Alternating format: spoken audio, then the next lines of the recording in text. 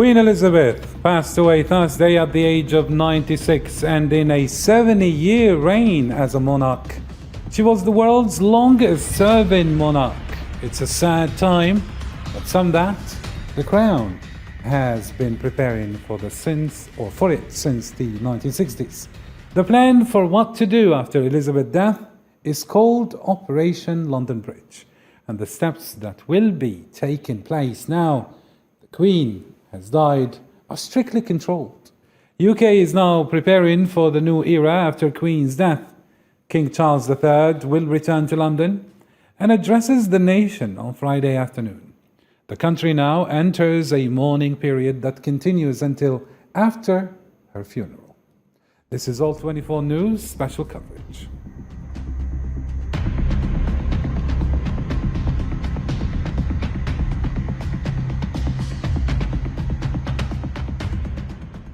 And before we bring in our guests, here is the latest. As Britain mourned the death of Queen Elizabeth II, her son, now King Charles III, has arrived back in London after flying from Balmoral ahead of a meeting with Prime Minister Liz Truss and his first national address as a monarch, as heartfelt tributes continued to pour in from across the globe following her death.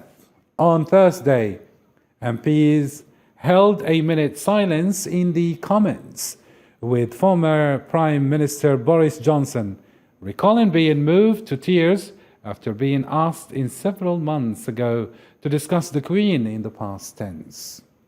So here, Melissa Jimenez, let's introduce our guests here and delve into that discussion directly. We have David Powell and Stephen Hall.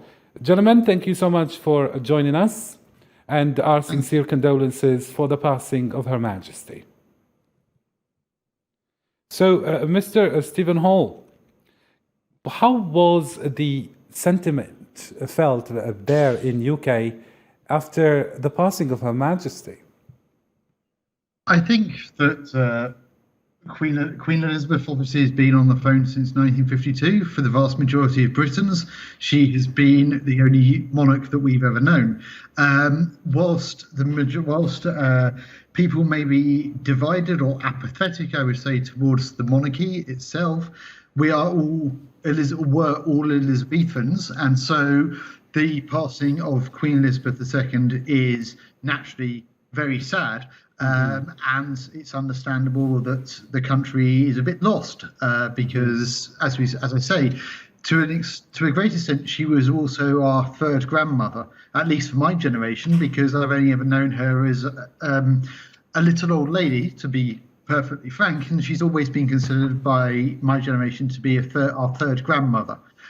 So I think that certainly is the case. It's a very sad day.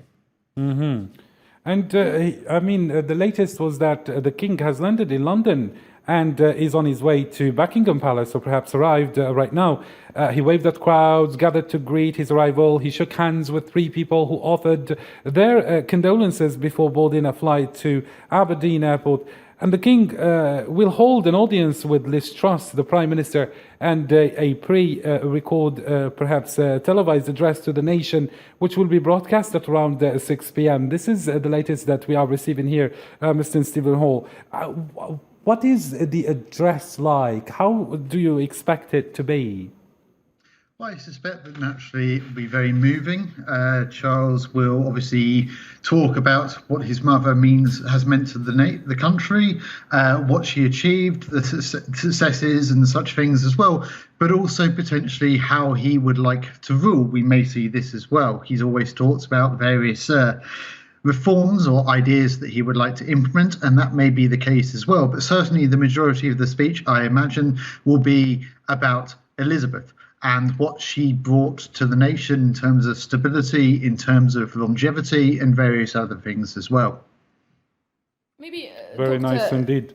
Now, moving on to you, Mr. David Powell, perhaps Melissa Noor Khimilat would like to highlight some points. Yes, Melissa. I just wanted to have Mr. David Powell's opinion. I mean, the plan has been set out since 1960s. Could you tell us more about the protocol starting from now? What's going to happen, and what will the royal family look like? Well, as for the immediate steps to be taken, I mean, you referred to King Charles coming down to London, and he's going to address the nation at 6:30 tonight. And then tomorrow is the main event, which is where what we call, well, we're all finding out about this, quite honestly, as Brits, because we've never been through this before, but something called the Accession Council, which are made up of senior politicians who advise the monarch, will formally acknowledge him as king. That happens tomorrow. So that's the main step. Obviously, there are then developments from that. There's going to be a state funeral in about 10 days' time. They haven't actually fixed the date from that and of that yet. And then there's a period of national mourning that starts now and will continue for about a couple of weeks. So that's becoming a little more clear what that kind of mourning is going to entail. At the moment, sporting fixtures, football has been cancelled, although it's apparently going to start again tomorrow. So quite what this mourning period is going to look like, we're not quite sure. But the main thing is that the king has taken over and he's formally acknowledged as king tomorrow. But I think it's quite interesting, the pictures that you were broadcasting of the king as he arrived at Buckingham Palace, which will be his home from now on. The first thing he did was to shake hands with dozens of people in the crowd. I mean, I think that's quite an interesting first step. He is obviously showing that this is going to be an open monarchy. He didn't sweep into Buckingham Palace in a motorcade with blacked out windows and disappear from view. He obviously wanted to put himself out there as a kind of, you know, king of the people from the very beginning. I thought that was quite significant. Mr. David Powell, one might wonder, like King Charles III has really bigger shoes to fill. I mean, the Queen was a great example, something really iconic. Do you think that he could actually level up? That's a key question, and that's obviously on everybody's mind now. What happens after a reign of 70 years? This woman was on the throne for 70 years. I mean, as Stephen was saying, that's a lifetime for most of the people in this country. They've known nobody else as head of state. So these are, as you say, these are huge shoes to fill. The Queen took this nation, let's not forget, from a time when we ruled an empire to one where we're now a middling European power. So, I mean, immense political and social change she has overseen. What happens now? Well, I mean, it's a huge question. Charles, in a way, is cut from the same cloth, if you like. I mean, he was educated, brought up in a more traditional family setting than the next generation of royal princes. He excuse me. I think he's going to take on board the whole concept of a constitutional monarch, what that means, which is a strange combination, if you like, of pageantry and ceremonial, for which it's world famous, but also holding together a democracy of being not involved in politics, and rather than that, being above politics and personifying the nation and bringing the nation together. That's his task. I mean, we heard it from the British new Prime Minister yesterday, and you said it yourself. The Queen has been a symbol of stability since 1952, and that's longer than most people have lived for. Do you think that explains the outpouring of enormous sadness in Britain and all over the world? Yes, I think it does in large part. I mean, it's difficult to know about other countries where tributes are coming in, an extraordinary number of tributes from around the world to the Queen. She obviously meant a lot to many people around the world. But speaking of the mood here in the UK, I think it is one of sadness, one of shock, and one of uncertainty. I mean, the Prime Minister herself called the Queen a rock on which modern Britain was built. Mm-hmm. And I think that a lot of people do feel that. Something has gone on which we were standing, and we're not quite sure what the earth feels like now. Mm-hmm. All the kind of events of our lives, and indeed the last 70 years of events, she has been part of, and she travelled widely around the world, but she was daily involved in public events. She wasn't a monarch who was shut away behind the palace walls. Every day she was meeting people, opening hospitals, shopping centres, schools, events. She was there, a presence in everybody's lives, and to sum it up, I think there's a feeling of uncertainty. We're not really certain how the future will look. And it's obviously a very difficult time for Britain and other countries now, with the energy crisis, of this war in Europe. The future of our politics is uncertain. And it's having lost the Queen at this juncture does make people feel a little nervous. Very nice indeed. And Mr. Stephen Hall, during her six-nation tour of the Gulf states, the first ever by a female head of state, and during her first visit in 1979, Queen Elizabeth II was greeted by the UAE's founding father, Sheikh Zayed bin Sultan Al Nahyan, and hosted a grand reception on board of the royal yacht Britannia. Of course, this highlights the special relationship that perhaps the monarch enjoyed with the Middle East. But now, of course, the let's say UK had a great, let's say, a factor or role in shaping the Middle East. Do you think that the relationship perhaps will change now with the coming of King Charles III? I think that certainly Charles will still want to travel, and will certainly, the Middle East is an important region, and I think that Britain will want to play a key role in that. And as head of state, Charles will be one who meets the other heads of state in the Middle Eastern countries, both in London and in the region. And I think that definitely he will want to play an active role in promoting and Britain, but also supporting these countries across the region, as Queen Elizabeth has done, and as Queen Elizabeth did in the past in other regions as well. She's always believed in Britain's role as support and in terms of the Commonwealth as well. And I think that Charles will want to maintain that. But we also have to remember that Charles is 74 now. He's waited a long time to be king. And there is and it's like possible that William will be subcontracted, as it were, to play the role in travelling abroad. Mm-hmm.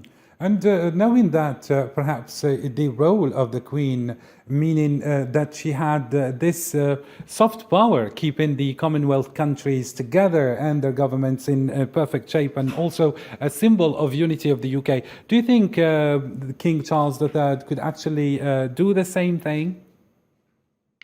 I think certainly King Charles could potentially do the same thing. Mm-hmm. I think, as David has alluded to, it's difficult to say because Queen Elizabeth has been in our lives for 70 years. Well, not mine, but in everyone's lives for 70 years. And it's hard to understand quite where we are now. Mm-hmm. Charles perhaps doesn't have the same resonance as his mother. There were times in the past that Charles was unpopular because of his failed marriage with Princess Diana. But there could potentially be, so certainly there is that issue as well.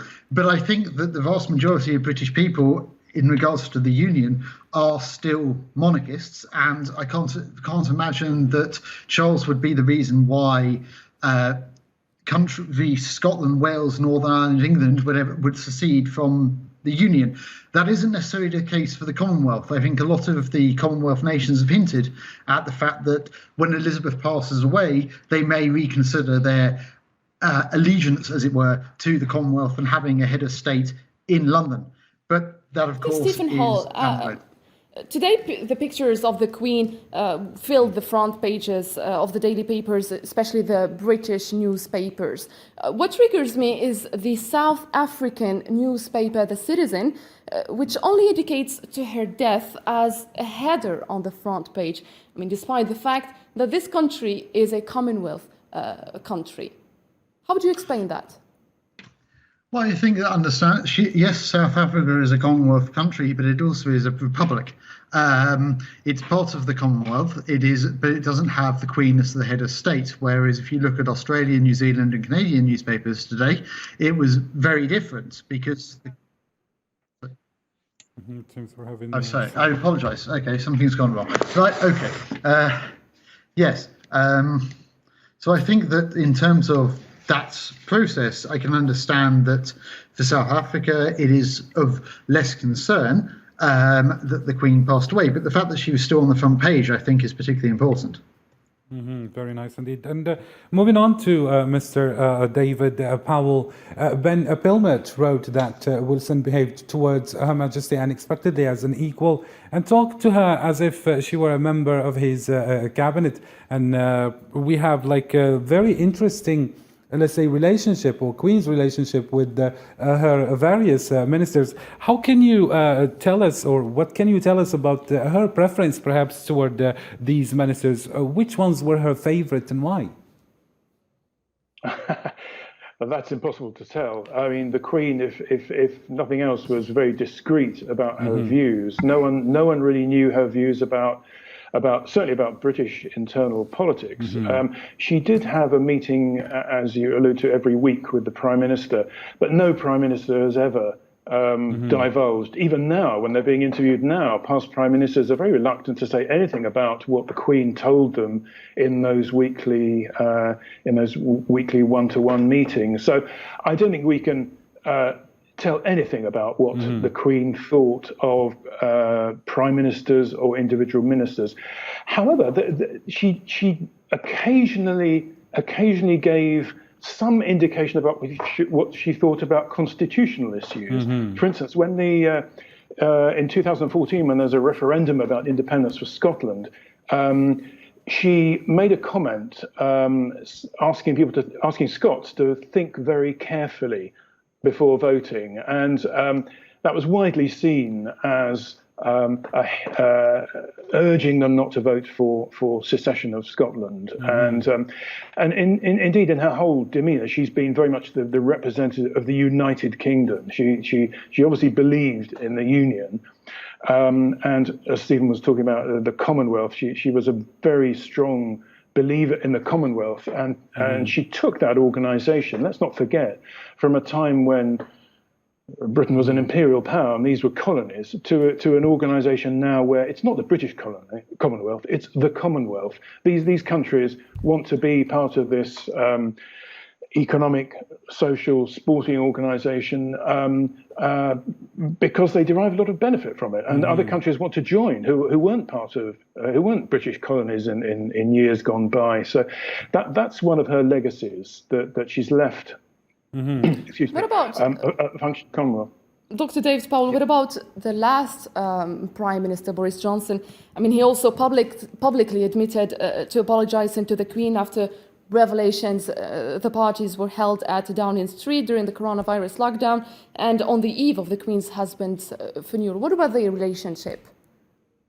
Well, that was a personal thing. Boris Johnson got a lot of criticism for what we now know as the Partygate scandal, these parties that took place in Downing Street, and he apologised particularly to the Queen because one took place, or two, I think, took place on the eve of the funeral of the Queen's husband, the Duke of Edinburgh. So he felt obliged, I think, having got a lot of public criticism, to apologise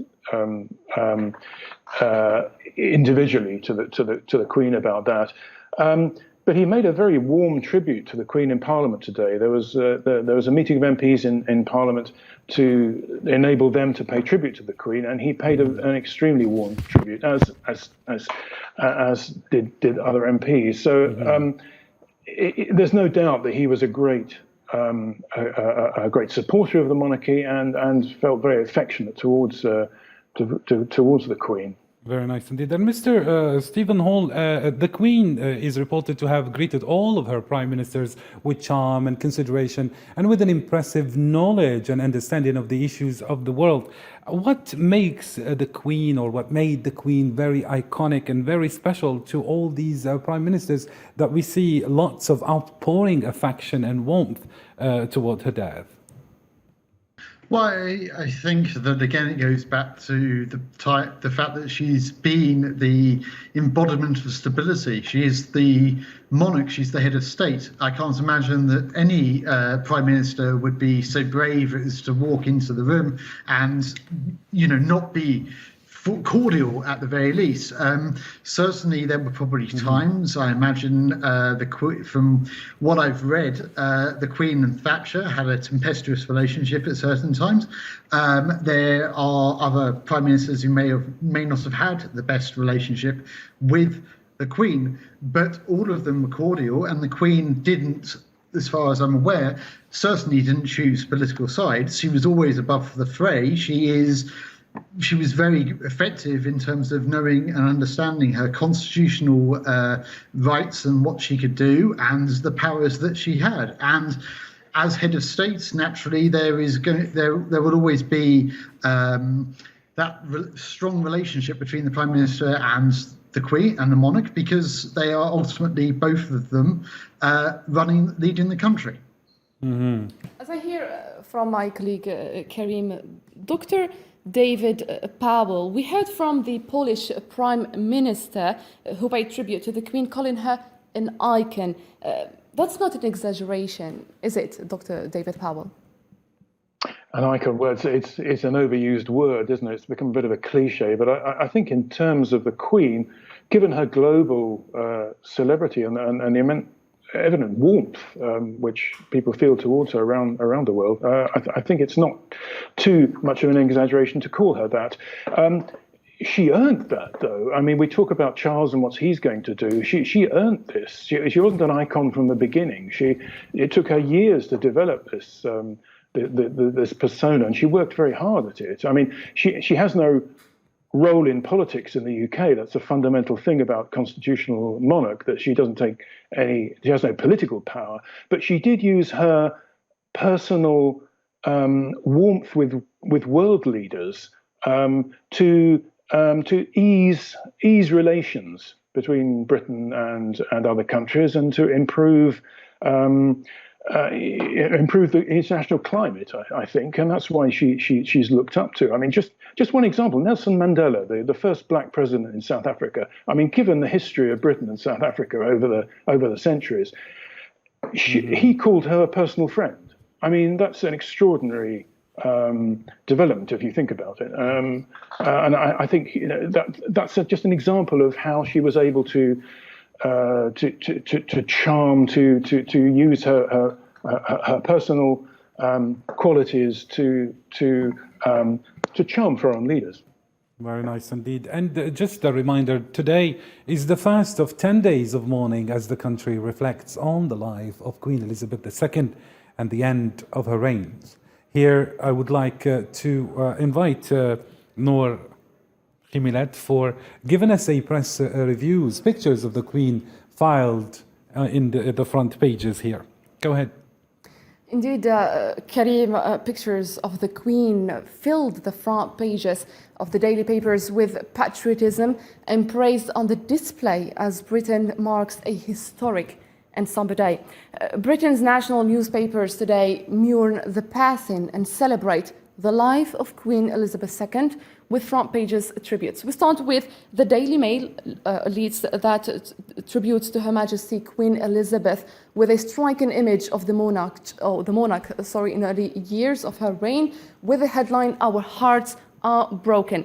The historic edition of the paper celebrates the life of the country's longest serving queen and serving monarch who ruled for over than 70 years. The Times also front page is covered with the Queen's official portrait on her coronation in 1953 in full royal regalia, honoring a life of service she devoted to her country. It adds a heartwarming quote from her 1957 Christmas broadcast in which she offered "my heart and my devotion to these old islands and to all these peoples of our brotherhood of nations." I would like to know or to hear comment, Dr. Stephen Hall, on this newspaper, the Times newspaper quotations. Well, I think that certainly we've seen that she always believed in the Commonwealth in terms of domestically in the United Kingdom. Of course, she was the head of state of the United Kingdom, but she was also the head of state in many other places in the world, and she always believed in the Commonwealth. And I think that was how she gave a promise when she gave a promise. I can't remember when it was. I think it was on her 21st birthday, to always defend the rights of her people, her subjects at the time because of the empire, but later on in terms of the people belonging to the Commonwealth. And she's always been steadfast in that belief. So yes, I think that this is one of the reasons why she is an icon to a great extent, again, to use that word, across the world. Mm-hmm. Thank you so much, Mr. Stephen Hall. Mr. David Powell, thank you so much for being with us and for sharing with us these devastating and sad moments of her passing, Her Majesty the Queen Elizabeth II. Ladies and gentlemen, and with here we come to a close. Perhaps we're going to continue this special coverage a little later, but now passing on to other programs. Thank you so much, and bye for now.